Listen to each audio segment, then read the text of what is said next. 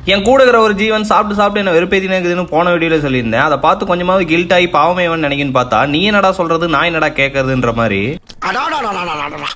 அவன் இன்னும் திருந்தல மாமா. மங்களகரமான மண்டேல செஸ்ட் ஒர்க் அவுட்டை போட்டுன்னு இருக்கும்போது மோட்டிவேஷன் கம்மியாச்சா டக்குன்னு ஒரு சாங். யாருன்னு பார்த்தா திரிசாக்கா. ஐஸ் பிரியாணியும் உருளைக்கிழங்கையும் காலை உணவா துண்டு மத்தியானத்துக்கு முட்டையை உரிச்சிட்டேன்.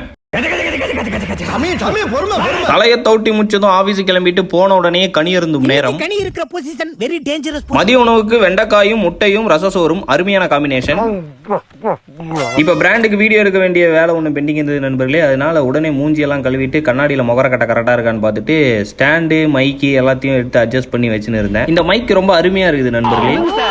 வீடியோ எடுத்து முச்சோனே வச்சிருந்த கலையை எடுத்து மொச்சக்கு சாப்பிட்டு விட்டு இன்றைக்கான தண்ணியின் அளவை சமன் செய்து விட்டு சோத்து குண்டா வாங்குறதுக்காக டிபார்ட்மெண்ட் ஸ்டோர் போயிருந்தோம். போனோனே சின்ன வயசுல ரொம்ப நாளா வாங்கணும்னு லிஸ்ட் போட்டிருந்த விளாட்ஜாம எல்லாமே கண்ணில் பட்டுச்சு. இதுக்கப்புறமா எவனும் வாங்கி தர மாட்டான்னு அங்கேயே விளாட ஆரம்பிச்சிட்டேன்.